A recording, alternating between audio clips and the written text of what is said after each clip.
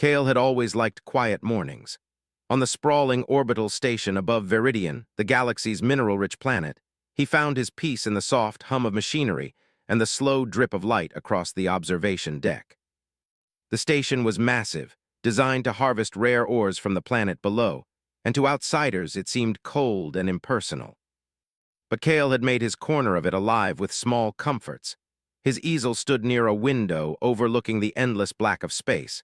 His brushes were carefully arranged in a cup beside tubes of paint, and his walls were adorned with canvases, each more ambitious than the last. He had always painted what he imagined, what he dreamed, and sometimes what he observed. Scenes from distant worlds, strange alien flora, and sometimes beings whose faces were veiled in mystery.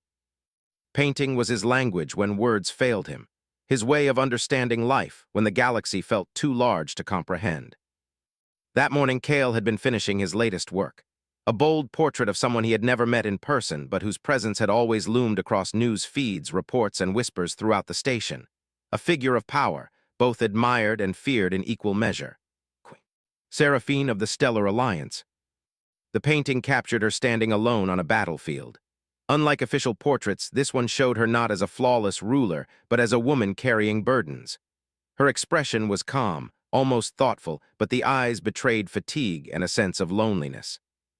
Kale had spent days capturing her essence from recordings and stories, trying to imagine the human side behind the crown. He had not intended it to be seen by anyone. It was private, a study of emotion, of power tempered with humanity. As Kale added the last brushstroke, he felt a sudden vibration in the floor. At first, he ignored it, thinking it was the station adjusting its orbit. Then a loud announcement blared across the intercom.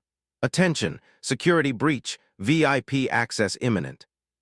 All personnel clear the central quarters. All security teams to immediate duty." Kale froze. A VIP? Usually, that meant diplomats or visiting scientists, but the urgency in the tone was unlike anything he had heard before. He set down his brush and moved to the window, peering through the transparent alloy. The corridors below were alive with armored guards, hovering drones, and rapid movement. Then the doors to his chamber hissed and slid open before he could even consider what to do. He did not expect the figure who entered. She walked with authority, her presence commanding every eye in the room. Guards fell back instinctively, clearing a path, but they remained alert, hands ready on weapons. And there she was, Queen Seraphine herself, the monarch whose name carried both admiration and fear. She was tall, regal, and her armor shimmered with metallic hues that reflected the artificial light of the station. Her hair was pulled back in the traditional braid of her line, and her eyes were sharp, scanning, a ruler always assessing, always measuring. Kale's heart raced. He had never imagined that he would meet her. He had seen her only in holograms, in news feeds, in official proclamations. To see her in person in his small, private room was overwhelming. He stepped back instinctively, nearly knocking over a stool. "Who is responsible for this chamber?" Her voice cut through the room like a sharpened blade, echoing slightly against the metallic walls. It was calm, controlled, yet carried an undercurrent of authority that made Kale's pulse quicken. I am," he stammered, feeling foolish for speaking. Kale Turin, I live here." The Queen's gaze swept across the room, noting every detail, the floor, the furniture, the way light caught the corner of the shelf, and then her eyes fell on the painting. For a moment, time seemed to stop. Kale felt his chest tighten as he realized she was looking at the canvas he had worked on for days, the one he had never intended for anyone else to see. Her expression shifted slowly, minutely, first surprise, then a flicker of something else he could not name. She froze. Her mouth opened slightly, then closed. The guards, trained for battle, hesitated, sensing the unusual tension. The Queen, who had faced rebellions, invasions, and mutinies without fear, was now motionless. Her eyes did not leave the painting, and the usual aura of unshakable power was replaced by something fragile, human, and utterly unguarded. Kale swallowed hard. I didn't intend for anyone to see it," he said, voice low. "It's just, I paint what I feel, what I imagine. I was trying to capture something real, something I think people don't see about you." The Queen's eyes narrowed slightly, but she did not look away. She took a step closer, her boots clicking softly against the floor, the sound amplified in the quiet room. Kale felt the weight of her gaze, as if it could pierce through every secret he held. "Why would you paint this of me? she asked, voice steady now but still carrying the edge of disbelief. "You've never seen me. You have no permission to see me like this." I saw what everyone else sees," Kale said quickly, trying to explain. "Reports, speeches, battles, but I wondered what it was like behind the crown. What it's like to carry the weight no one else can understand. I tried to imagine the burden, the responsibility, the loneliness. I didn't mean disrespect. I just wanted to understand." The queen remained silent, her eyes tracing every brushstroke, every color, every detail. Kale realized that he was witnessing something extraordinary. This was not anger, it was something else. Recognition, perhaps, shock, or maybe even curiosity. He noticed the subtle change in her posture. Her arms, usually crossed in authority, now hung loosely by her sides. Her guards shifted uneasily, sensing the moment's delicate balance. Kale's own heart pounded, and he realized that one wrong word, one misstep, could undo everything. Instead, the queen did something he did not expect. She walked closer, stopping just a few feet from the painting. Her eyes softened slightly, and for a fleeting instant, Kale saw not a monarch but a person, a woman who bore the weight of decisions no one else could fathom. She tilted her head, examining the work as if searching for something in its strokes that matched her own experience. "You see me," she said finally, her voice quieter now, almost a whisper. "No one ever sees me. They see the crown, the power, the victories, but no one sees what it costs." Kale's chest tightened. He had not expected her to speak like this, to share even the slightest glimpse of her humanity. I tried," he said simply. "I wanted to capture what you carry, even if only in paint. You are more than everyone thinks." For a long moment there was silence. Then she stepped closer still, her gaze softening but intense. "No one has ever dared to look past the crown, not like this, not without fear. You are different, human, perhaps too bold for your own safety." Kale felt a shiver run down his spine. He had faced dangers before, pirate raids, failed missions, and storms in space, but nothing like this. This was power, raw and alive, focused entirely on him. And yet there was no immediate threat, no violence. Just recognition, a kind of understanding he had never anticipated. He realized then why he had painted this portrait, why he had poured hours into imagining her as more than a figure of authority. It was not flattery, nor was it rebellion. It was a connection, however tenuous, between two beings who occupied very different worlds but could, perhaps for a moment, understand each other. The queen finally turned from the painting, glancing at him directly. Her eyes were unreadable, a mixture of caution, surprise, and something else he could not name. "You have talent," she said carefully, "and courage, rare qualities in your kind." Kale blinked, unsure whether this was praise or warning. "Thank you, Your Majesty," he said, keeping his tone respectful but steady. She paused at the doorway, her gaze lingering on the painting once more. "Keep it," she said finally. "No one should destroy what captures truth." Then, with a wave of her hand, the guards relaxed slightly, and she turned, leaving the chamber with the same commanding presence that had entered it, but now tempered with an unspoken acknowledgement. Kale stood frozen, staring at the painting and then at the doorway, trying to process what had just happened. For the first time in his life, he understood something profound, that even in a universe dominated by power, politics, and fear, humanity had the capacity to connect, to observe, and to influence through courage, honesty, and creativity. And somehow his quiet, private work had done what no weapon or speech could. It had reached the mind and heart of a queen. As the door hissed closed, Kale sank into a chair, staring at the painting. The lines, the colors, the expression of the queen, all of it now carried a new weight. She had seen it. She had recognized it, and for reasons he could not yet understand, she had left him alive, unpunished, and perhaps even respected. The hum of the station returned to normal. Alarms quieted, guards receded into the corridors, but Kale knew his life had changed. In the quiet of his chamber, surrounded by canvases and paint, he realized that the galaxy's most feared monarch had glimpsed something human in him, and that moment of recognition would shape everything to come. He picked up his brush again, hands trembling slightly, and made the first stroke of a new painting. It would be of her, yes, but not as a queen this time. It would capture the moment, the vulnerability, the humanity that had frozen her in his chamber. For the first time, he was not painting for himself.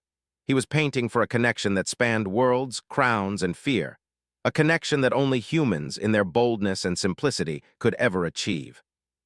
And somewhere beyond the walls of his room, the queen walked the corridors of the station.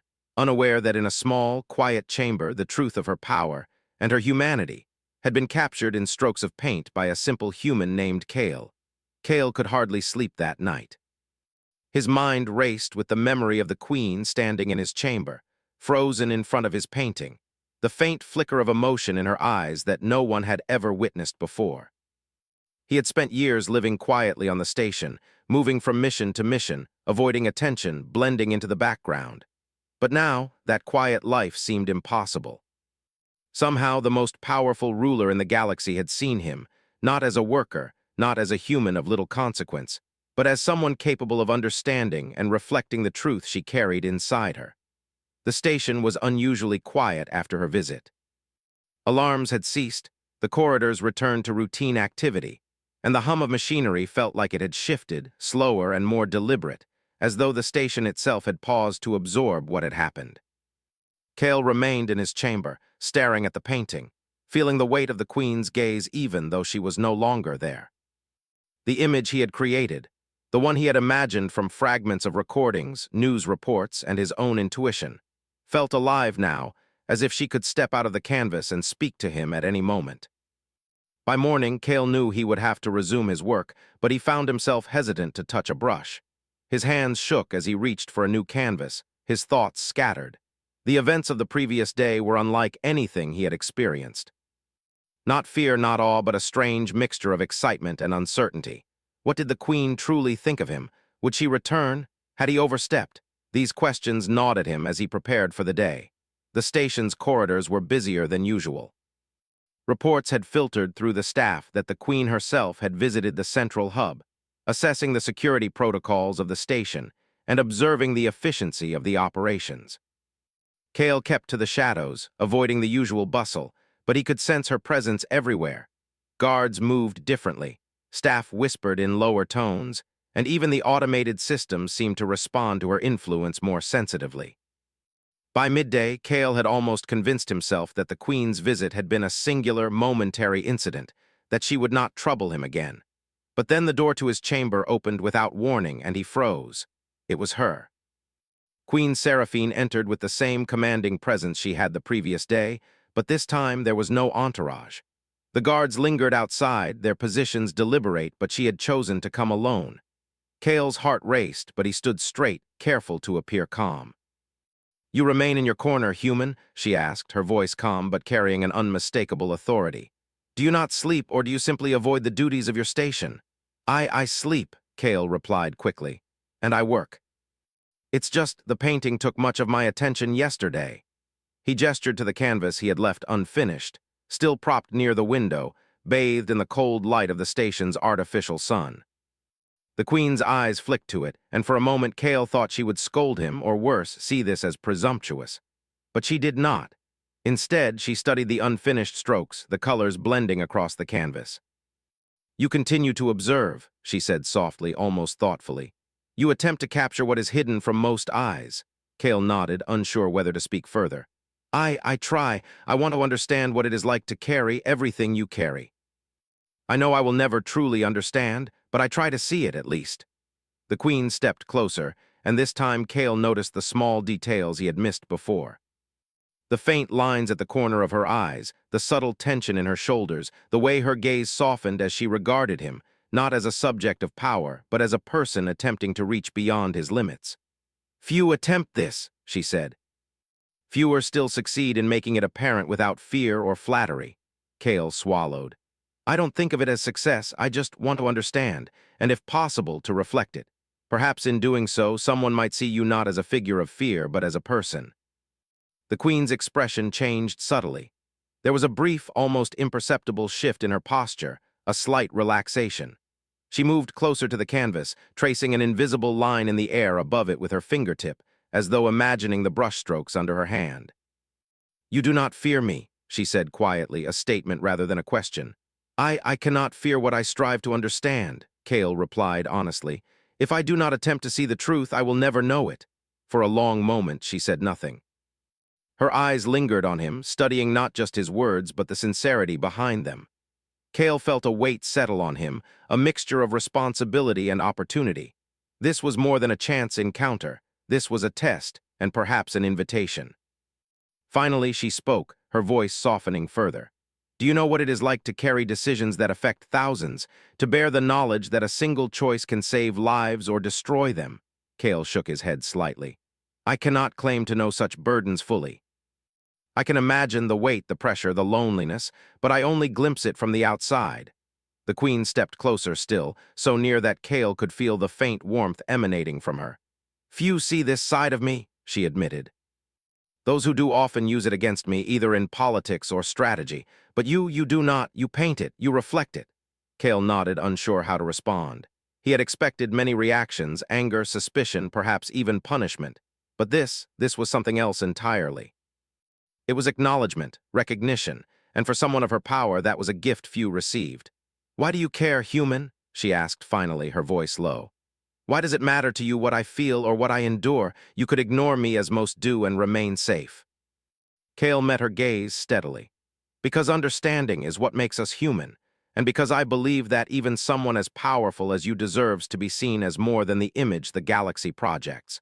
We all carry burdens that are invisible to others. I paint them because it is the only way I can reach them. There was silence again, long and contemplative.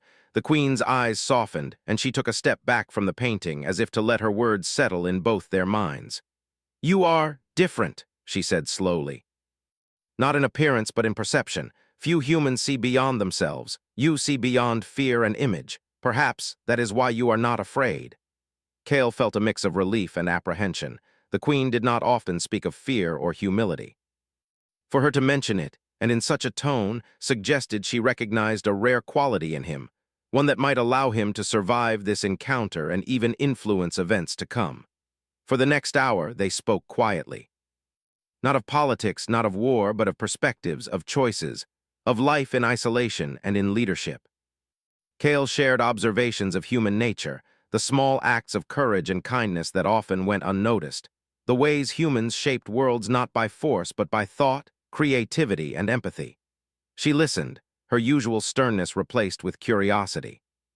Occasionally, she would ask questions, probing his insights, challenging assumptions, but always in a measured, thoughtful way. As the artificial sun of the station began its slow descent, casting long shadows across the floor, Cale realized that a bond of understanding was forming. It was delicate, tenuous, but unmistakable. The queen, who had entered his chamber as a figure of overwhelming authority, had begun to treat him not as a subject or an inferior being, but as a participant in a dialogue of perception and humanity. Finally, she stepped back and regarded him fully. You have shown courage, she said. Not the courage of arms, but the courage to see, to reflect, to speak truth. Few humans possess it. Fewer still would dare to show it to me. Cale bowed slightly, unsure of how else to respond. I thank you, Your Majesty. I do not seek reward or favor. I only wish to understand and share understanding through my work. The queen studied him for a long moment. Then she nodded almost imperceptibly and turned toward the door. Keep your paintings, keep your perspective. It may serve you well in the days to come. Cale watched her leave, the door hissing closed behind her, leaving him in silence once again. He sank into his chair, staring at the canvas he had left unfinished, feeling both exhilarated and exhausted. The encounter had changed him. The queen's acknowledgement, her recognition, had awakened a sense of purpose he had not realized he carried. He picked up his brush once more, dipping it carefully into the colors he had prepared. The strokes came easier now, more confident, guided by the memory of her presence, her words, and the rare glimpse of her humanity he had been granted. He painted not only the image of the queen, but the idea of connection, the bridge between power and understanding, fear and trust, observation and influence. And as he painted, Cale understood something profound, that even in a galaxy dominated by strategy, war, and political maneuvering, human qualities, creativity, empathy, courage, and the willingness to perceive truth, could reach across boundaries of power and alienness, forging bonds that could shape events in ways no weapon or fleet ever could. In the quiet of his chamber, with the station orbiting silently above a distant, glowing planet, Cale worked steadily, confident that this moment, and the understanding it had brought, would mark the beginning of a story far larger than he had ever imagined. The following days passed with an unusual rhythm on the orbital station. Cale worked as he always had, tending to his paints, repairing minor equipment, and observing the movements of the station. But the atmosphere had changed. Crew members whispered in corridors, exchanging glances that suggested the presence of the Queen had shifted something fundamental. Even the security protocols seemed lighter, as though the Queen's personal attention had altered the usual tension of the place. Cale himself felt the change most acutely. He sensed the Queen's awareness lingering like a shadow in every corridor, every doorway, and every system monitor. The brief moments he had shared with her were replayed in his mind endlessly. The softness in her eyes, the curiosity in her tone, and the rare acknowledgement of his courage and perception. Each memory strengthened a resolve inside him that he did not fully understand, a determination that this connection could have consequences far beyond his chamber. One afternoon, a soft chime echoed through his room. A communicator screen flickered to life, displaying a small holographic interface. Cale frowned as he approached. The display showed the station's security chief, a human named Jalen, standing stiffly. "Cale," he said, his voice low. "Queen Seraphine requests your presence in the observation deck. She has no guards accompanying her. I have orders to ensure your safety, but this is unusual." Cale's stomach tightened. He had been expecting some follow-up interaction, but he had not anticipated a direct invitation or command from the Queen herself. "Understood," he said carefully, straightening his posture. He gathered a small satchel containing a sketchpad and brushes, not knowing if it would be necessary. The observation deck was quiet when he arrived. The usual hum of machinery was softened by the vast window framing the planet below. Viridian's surface stretched endlessly, jagged mountains and swirling clouds painted in orange and green, a living canvas beneath them. And there, standing near the center of the deck, was the Queen, her gaze fixed on the planet. Cale stepped forward, keeping his tone measured. "Your Majesty," he said, bowing slightly. She did not turn immediately. After a pause, she spoke, her voice calm but carrying weight. "Do you see it, human? Do you see what it truly means to govern a galaxy?" Cale followed her gaze to the planet, noting the mining operations, the settlements, and the distant fleets orbiting in patrol formation. "I see the scale," he said honestly. "The responsibility, the lives at stake." The Queen finally turned, her eyes locking on his. "Few can truly comprehend it," she said, "and fewer still can remain unaffected. You humans seem not only to comprehend, but to respond without fear or flattery. Why is this so?" Cale considered his words carefully.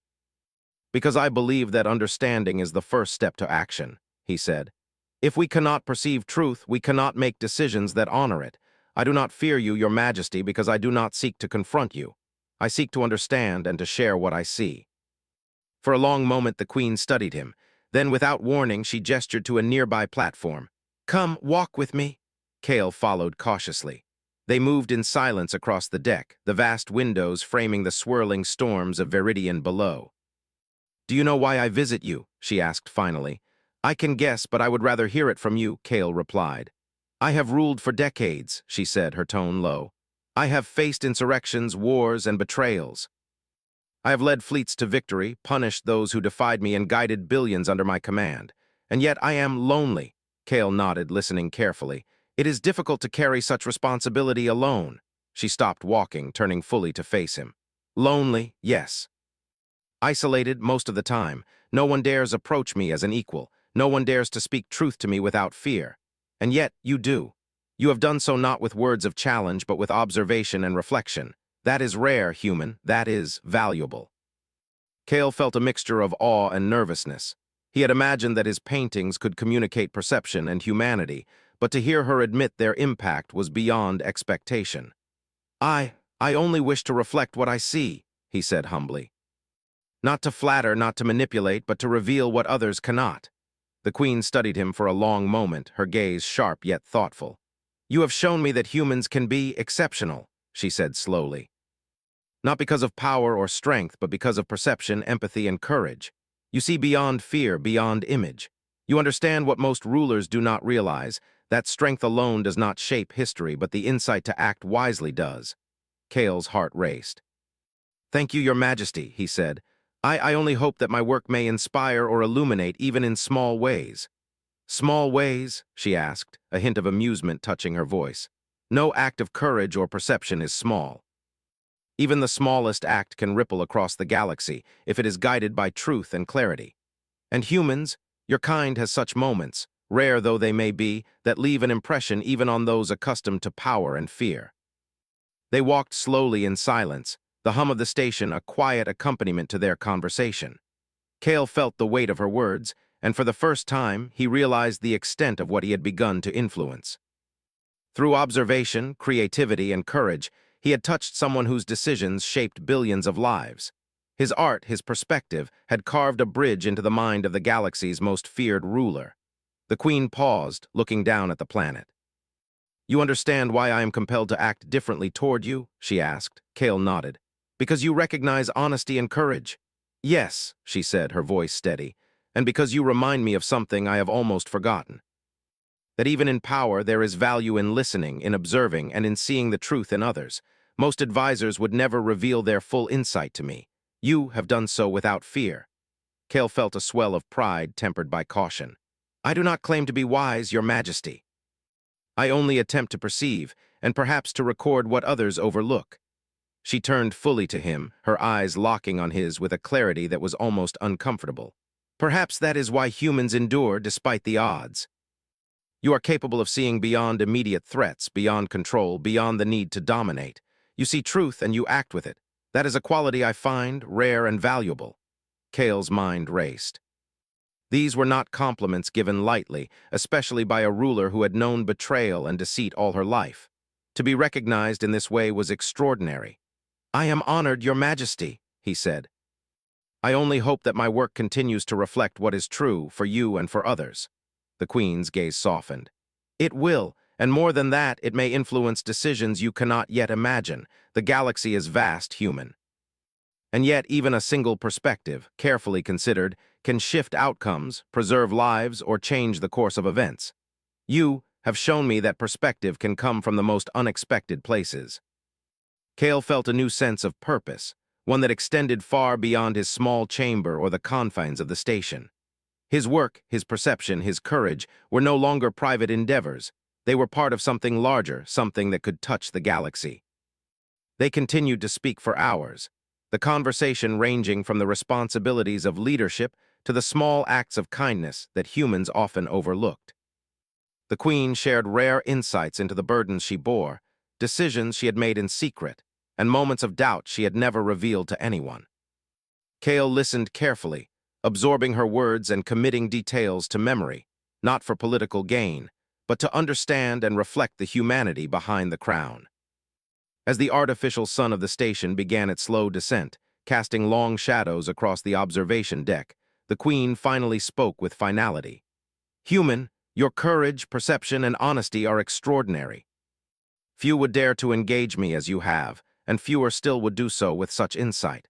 You have shown me that humanity, in its simplicity and creativity, possesses qualities that even power cannot replicate." Cale bowed his head, humbled. "I only attempt to reflect truth, Your Majesty." She studied him one last time, then nodded. "Then continue your work. You will find that the galaxy will need it more than you realize. And perhaps you will find that even a ruler must learn from those who see clearly, even if they are small and humble in comparison." Cale watched as she turned and left the observation deck, the doors sliding closed behind her with a soft hiss.